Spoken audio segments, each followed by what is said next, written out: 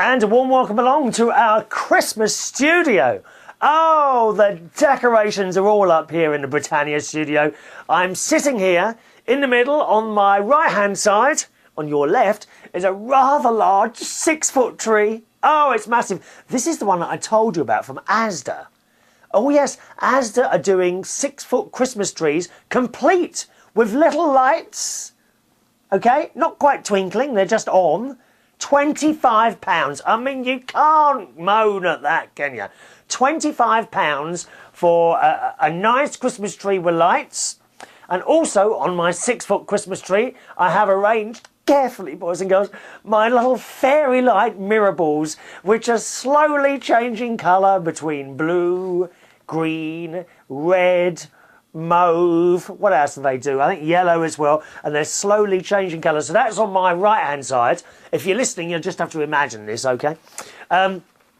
And on my left hand side, which is your right hand side, I have a mini Christmas tree, which I know looks quite big. If you're watching this show on YouTube, it does look quite big, but it's actually only about, oh, hang on, about 3 foot tall, but it's on the table in front of me. I feel like I'm in a forest of Christmas trees. It's wonderful. Absolutely wonderful. Behind me, I have the United Kingdom Talk Christmas symbol, which is actually a Christmas card that was sent me and kindly made by someone in 2007. I was so impressed. What they've done is got the United Kingdom Talk logo, you know, the Union Jack with the words in the middle, and they've sprinkled on it what's that called? That glitter stuff. Blue, red and white glitter. And it looks wonderful. And I've still got this card. And I shall keep this. What kind people send things in like that? 2 years old that card is. And I use that now as my United Kingdom Talk Christmas logo. As well as the little bit... those of you watching the show, you can always watch the show, by the way. If you want to watch this, you can go to, on the internet, unitedkingdomtalk.co.uk. All right, unitedkingdomtalk.co.uk, that's where you want to be. And just look for this. Oh, I don't know what date this show would be, actually. Just look for the... Oh, hang on. 5, 6...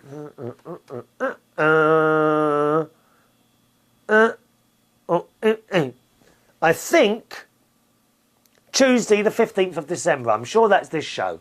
Okay, Tuesday the 15th of December. Log on there, unitedkingdomtalk.co.uk, and you can see all my lovely Christmas decorations in the studio. What else? Have I got anything else here? I'm sure there was something else. Oh, yes, there's the little crib in front of me to the left. There's Mary and Joseph and the baby Jesus. And a little candle, a glazed, smelling candle. And these are rather marvellous. I got this from Sainsbury's supermarket just on the road. And it is mulled wine smell.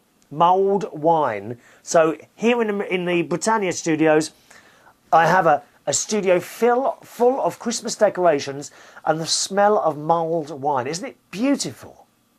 Mind you, have you ever tasted the stuff? Absolutely vile. Vile, vile, vile. What I can't understand, there's a few things about Christmas I really don't like. Mulled wine, love the smell, couldn't drink it. Oh, God, it's disgusting. How can you like that? Mulled wine, vile, vile, vile. Something else I find particularly vile, mince pies, horrible things. Horrible taste. Christmas pudding, disgusting. Don't like Christmas pudding. And believe it or not, Christmas cake I find hideous as well. Don't like any of those things to eat at Christmas. So for Christ's sake, don't send them in the post, dear. Because they will sit on the side and they will go out of date and they'll be forgotten about, and I'll probably find them 5 years later, like I did with the tins of rice the other week, when I'm having another clear out. Oh, it's horrendous. Now, talking of people sending things in, Christmas cards have started to arrive, boys and girls. I'm so excited. I'm so excited. You've still got time to send your Christmas cards in. Okay? I should get them in time for Christmas if you send them in now. Okay? Might not read them out in time for Christmas now. We're getting to that point now. So first of all, let's open this little card here. Who's this from? So excited. Oh, look, who's it? Oh, there's something else in there. Card protector. Please put this on top of your card before you place it in the envelope. This will help protect it from any damage in the post. We've never seen one of those before. Oh, it is. Oh, how cute is that? It's a little ribbon and a metal. That's very nice, very tasteful. A metal Christmas sock on the front, hanging from the ribbon, which is, it looks a bit like the World's AIDS Day ribbon, to be honest. That's a nice thought. And this thing is enamelled in red and green. Beautiful, beautiful. And that's from Wayne. Oh, Wayne the butler, who's no longer a butler, works in the City of London. Got a house. He looks out the window and he can see St Paul's Cathedral. Yeah, so that's from Wayne, and that's the sort of thing you'd expect from Wayne. So thank you very much for that, Wayne. Very kind. Another card here. This looks very suspicious, this one. Let's see. Oh, yes. It's one of those pre-printed ones, dear. Wishing you a Merry Christmas and a Happy Prosperous New Year from Duncan Associates, my accountants. Yeah, I should... Oh, well, an old card with a black and white photo. All the blooming money I pay him, and he sends me a card with a black and white photo on it. They don't care, do they, these accountants? They can't spend money. God, so black and white, all that money I paid him this year. Dear. Oh, well, I suppose he needs it for the next holiday that I'm about to send him on. And one more here, coming via the United Kingdom Talk post box, which I'm going to give you in a minute. Get ready for the address, okay? Oh, I can't get that out. Oh, it was a picture. Do you know what? Foolishly, I know there's some of you watching the show on the YouTube and current TV. I haven't shown you the blooming cards. Let me get... Oh, what have I dropped? That's all right. I thought something had dropped out of me then, dear. Well, hang on a minute. Let me get the cards. Here we are. Cards. There's the one from Wayne with a little metal bit hanging from the corner there. Beautiful. Beautiful. Here's the old black and white one from the from the accountant. All black and white. Anything to save a bit of money, isn't it? And finally, now here's a young lady I haven't heard from since this time last year, and there's a picture of a reindeer with sunglasses on, and this is wonderful because this lady did write to me last year when we were on satellite radio. Unfortunately, the station closed down there. That does tend to happen a lot to me, I find. You know, when I'm employed by a radio station, within a year they usually close down. I don't know why that is. Dear Chris, hope you're keeping well. I've missed listening to you since you went from Sky.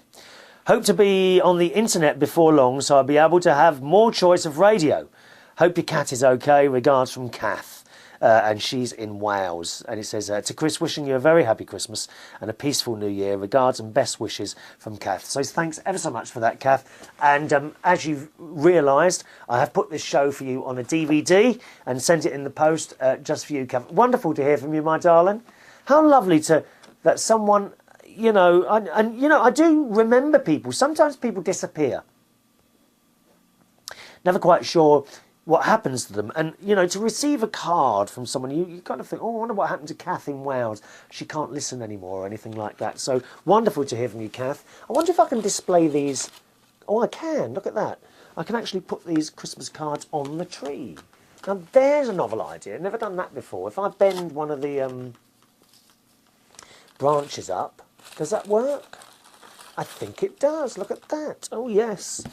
Oh, I am a clever boy today. Oh, hang on, now you can't see my little mirror balls. Oh, never mind, we'll put a couple up there for now. Oh, no, they're falling down, dear. 1 minute, one more.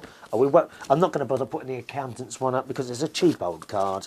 I'm sorry, I'll put that on the floor. That can go out with... Don't tell him that can go out with a recycling. Now, I've also got a couple of boxes here. It says candy and Christmas card, and this is from our friend Brenda. And she spent $12 sending this, Brenda. You mustn't spend your money on me, dear. Oh, Brenda, you are naughty, dear. Now, I have a feeling I know what this is. I reckon this is a bar of Hershey's chocolate, and it is! Oh, hang on, is it? 1 minute. Oh, am I allowed to... This isn't a Christmas gift, is it? Is it all right to open these now? She has sent me some milk chocolate M&Ms. Oh, yes. We like those. We actually do have those here, M&Ms. Oh, hang on. What else is this? Here we are. A Hershey's bar of milk chocolate. Oh, Brenda, you are naughty. You are naughty. You know I'm trying to watch these hips, dear. I am trying so hard. There's something else in here. What's this? Oh, now what are these? They look like little bottles of champagne. What are these? I don't know what these are. Oh, it smells all chocolate inside as well. Oh, that's nice, dear. Right, one minute. Now, what are these? I mean, you might be sending me... Oh, it says kisses on the back. Let me read the card from Brenda. The Christmas card. Oh, is this heavy? What have you got in here, dear? Oh, lovely. Beautiful. She's a Merry Christmas from Brenda. Thank you, Brenda. Oh, and there's... Oh, I love this card. Loving the card. One minute. Let me get up. Picture of a cat climbing up the Christmas tree and pulling down all the decorations, which cat people all over the world, especially those of you with young cats, will know that. You will know that happens, won't you? Hey, let me put that up there. On the Christmas tree. Oh, this is wonderful, isn't it, eh? How kind of you to spend your Christmas with me. And she's also sent me some postcards here, which again are various pictures. Towns around Dutch country. Paradise, Bird in Hand, Blue Ball, Intercourse and Virginville. Well, I think I'd be living at Virginville, to be honest, Brenda. And a picture of a wonderful steam train, which actually looks like the Cannonball Express from Casey. Oh, I'm getting up and down here like a yo-yo, which is probably a good job, actually, because I couldn't go swimming today. They've closed the pool for an event. Just sent me a picture, because I love trains. I absolutely adore trains. And there's a big black steam train, looking like the Cannonball Express from Casey Jones. And it says, it's nice to take a ride on the train. It takes you into the farmland. They also do theme trips, like staging a train robbery. A wonderful picture, that. Well, I'd love to go on that. Got a picture here of a horse and cart on a postcard. And Brenda says, this is what a typical buggy looks like. There are several types of buggies, such as open courtship buggy. Most buggies are enclosed. The photographer who took this picture was respectful and didn't get a clear shot of the man driving. The Amish do not like having their pictures taken. The Amish are a group of people that live in a particular area in America. Amish country, it's called, isn't it? Yeah, where they live. I've just dropped one. Just a minute now. Picture here again of, I don't know, what looks like a long shed. Interesting, like going over a river. And Brenda says, there are still quite a few bridges, but they are no longer safe for cars. Most of them are pedestrian or buggy only. So interesting, like an enclosed bridge. It looks like a long shed rather than just a platform that goes across a river with a roof and everything and the sides. How bizarre. And one more. Oh, is that it? Well, I thought there was one more here. One minute. Oh, yes, there's one more. Oh, that's the picture of the signs and different areas of Amish country that Brenda was telling us about a few weeks ago now, isn't it? So thanks very much for that, Brenda. I shall keep those postcards. They will have to go on the wall, I think, in the Mirrorball studio, my darling. Now, there is another box that's arrived. Now, this is a Christmas present from Millie, but I'm not sure if there's a card in here as well, and I don't like to open. What were these things again, Brenda? These little chocolates. I don't want to eat one now because I've got my dinner in the oven, which I'm going to have when I finish the show. Let me just check. I think these are going to be... Yeah. Oh, yes. Oh, that smell of chocolate. You are naughty, Brenda. That smell of chocolate from these little triangular silver things. And they've got a little message on them. What does the message say? It says kisses. Oh. You silly fool. Thank you. Oh, you are kind. People are so kind sending things like this, aren't you? You really are. Thank you, Brenda. It's wonderful, wonderful. Now, what do I do? Do I look in this box and see if there's a card in there? I think I better. But I really don't like to open Christmas presents before Christmas. I just think it's wrong. It's like these people who have their Easter eggs before Easter. Wrong! Easter is Easter. It's not before Easter, it's Easter. Okay? Let me just carefully... do you know, I'm opening this box with a pen, which is always a mistake. Do you ever do that? Open a package with a pen and you break the pen. Now, I'm just going to have a little look in here. No, I think they're gifts. Okay, I know there's a book and something in there. That's from Millie. But there's no card in there, so I don't think there's a card. Hang on a minute, one minute. No, there's something wrapped up and something down the bottom. Not going to look, okay? Not going to look. I know there's a book and that in there, Millie. Do not worry, I have not opened your present before Christmas, my darling. It's against my religion to do that. Me being Roman Catholic. Thank you very, very much for those little items, my darlings. You're very, very kind. Still time to send a card in if you want to. Will it be read out before Christmas now? 15, just a minute, let me work out the dates, because you see, you must remember I always record this a week in advance. 15, ooh, not sure. Oh, come on, it's got to be worth sending one in, hasn't it? Here comes the postal address. All right? Oh, my picture's gone off there. There we are, just a minute. Something's gone wrong, there we are. Chris Reardon. United Kingdom Talk. P.O. Box 4073. Bracknell, Bracknell. RG... Oh dear, I've forgotten. RG429ED, United Kingdom. All right, once again, that mail address for your postcards is Chris Reardon, United Kingdom Talk, P.O. Box 4073, Bracknell, Bracknell, RG429ED, United Kingdom. And any letters or cards that you send in, I will of course read out on the show. All right. Now, I just mentioned about being a Catholic and all that business. We don't really discuss religions and things on this show. I respect all religions. Whatever you are is fine. You know, I don't care. And I think in London, certainly in London, we have a great respect of each other's lifestyles, not just religions, but lifestyles as well. We all generally get on with each other, and you do your thing, and I do my thing, and we all come together now and again, and it's just wonderful. Wonderful, the multicultural, multiracial thing that we have going in London that works so very well, I think.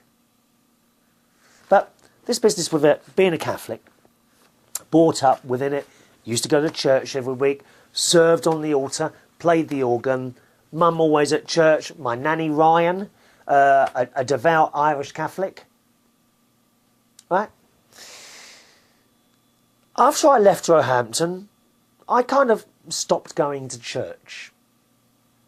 Stopped all that. Now, and over the last, I suppose, 25 years, I only go to church really for special occasions such as Mum's anniversary mass. It's always been in the back of my mind that I miss certain things in my life. Being a member of the Scouts, for example, I would say as a child, my best times were spent in the Boy Scouts. Camping, playing games, getting on with that group of friends all the time. And bit by bit, of course, you all move out of it, and difficult to get back in, really. Not that I've ever tried. And it's the same with the church. I used to enjoy serving on the altar and all this, that and the other. However, you kind of let it go and that's it. And you move. And it, you know, when you move, you go to another church in your area where you live now, and it's never the same. Whatever religion you are. Perhaps you're Jewish. And you grew up in a synagogue near you and you moved away and you went to another synagogue. It's never the same, is it?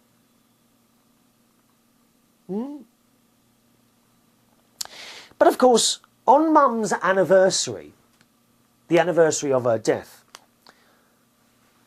my auntie, her sister, Auntie Brenda, always has a mass said for her at her old church, St. Joseph's in Roehampton. And we all usually go. This time, I was there on my own. And I walked into the church, and immediately I saw one of my mum's old friends, Peggy, her name is. Irish lady, wonderful lady, Peggy. And she was talking to me. And in comes a guy with a guitar. And she says, "Oh, hello, Emmanuel. This is Chris. He used to play the organ here." And Emmanuel's face kind of lit up, and he says, "Do you really? Would you like to play tonight?" I said, "Oh, it's been 25 years since I did play it for my mum's funeral, a couple of songs. But it's been 25 years, really, since I played the organ at a mass." And I said, "I know that a lot of the hymns are different now. I can only really do the traditional ones. I don't really know many of the modern ones at all."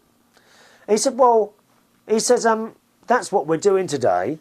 I said, "Oh, well, I know that one and that one." He said, "Well, why don't you play those too?" I said, "Are you sure?" "Yeah." He said, yeah. I said, "OK." So I sat on the organ. We had a little practice and that went all right.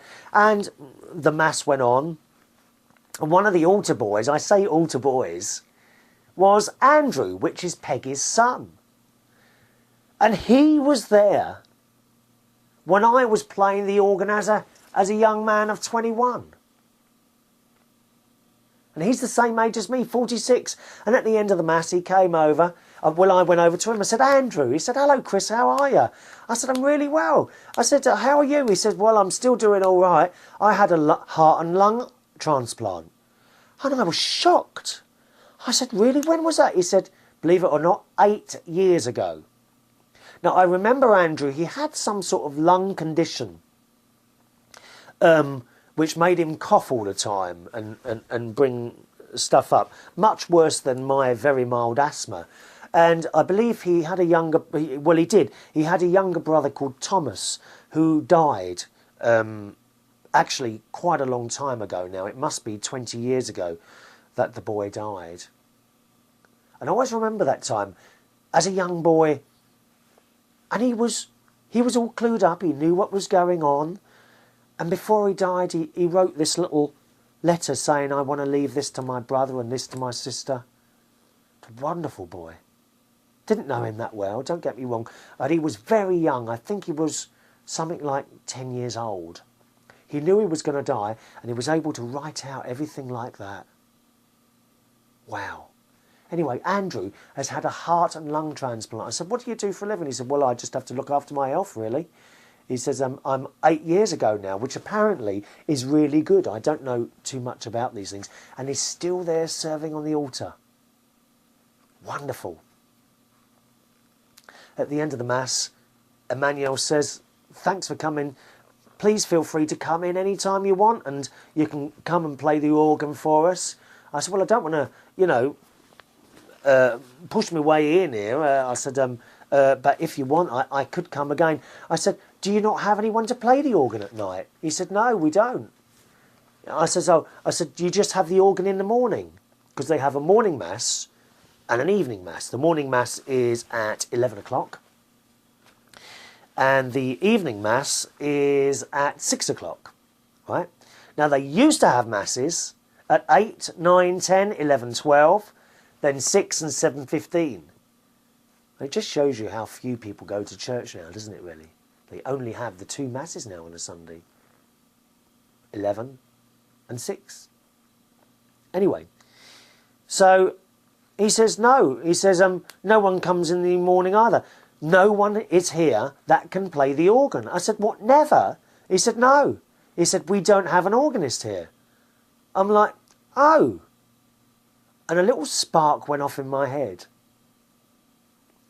And I said, well, okay then. I said, the only thing is with the hymns, I really don't know them. If you can ring me, perhaps during the week when you know what the hymns are going to be, I can practice them at home. So he says, okay. So the week went by and no phone call. Oh, by the way, also he introduced me to the priest that's only been there about a year, and we were talking about how it was when I was there as a boy, and Father Symes, who was the main priest there, and Father Gallagher and all those people.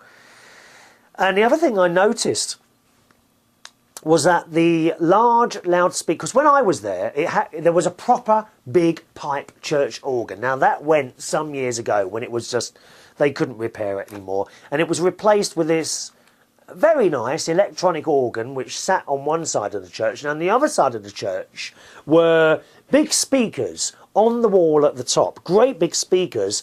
And in the front were like pipes, but the pipes actually didn't do anything. They were just there for show. And the pipes are missing. And I said, hope you don't mind me asking, Father, what happened to the large speakers with the pipes on there? He said, oh, there's a bit of a story behind those. I said, go on.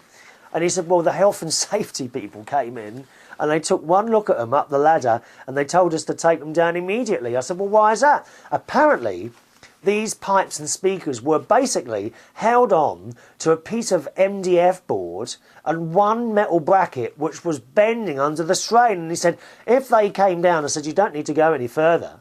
I said to him, I said, you'd die. One of those come down, won't you? Not so bad dying in a church, I suppose, is it? But there, yeah, they made them take them all down because these speakers were just badly put up. So now the organ is actually not very loud. But nevertheless, it doesn't matter. I would love it to be much louder, but there we are. You know, it's just one of those things. So the week went by and no phone call. And then I think it was Saturday night late, Emmanuel, I left a message on my answer phone while I was at work and gave me the hymn number. So I rang him the next day. I said, well, I only know one of these. He said, that's all right. He said, come down and play that one. So I went back in there. And here's the weird thing about it. Before the Mass, he says, do you want to try a couple of those other ones? I said, well, go on then, yeah. Because I can read the top line of music. And if I listen to him singing, then I can pick it up from that. I can't read the whole thing, right? And the strange thing is, as he was singing, I was picking up these two hymns ever so quickly. And in 10 minutes, I learnt 2 hymns. Or songs, whatever you want to call them. And it was the weirdest thing. While he was singing, I'm looking at this top note and trying to play along to it. And I'm not getting all religious here or anything like that, but it was like there was something guiding my hands, because I cannot learn a hymn like that on my own at home. Can't do it. And yet my fingers were hitting the correct notes. Now and again we hit a bum note, but that's the way it is. And very, very strange indeed. And after learning those 2 hymns, I thought, right, OK, I'll do this now. So I've got a new job on Sunday nights before I go to work DJing somewhere. I now play the organ at St Joseph's Catholic Church in Roehampton at 6 o'clock, and Emmanuel's on the guitar and a few people singing, and it's just wonderful.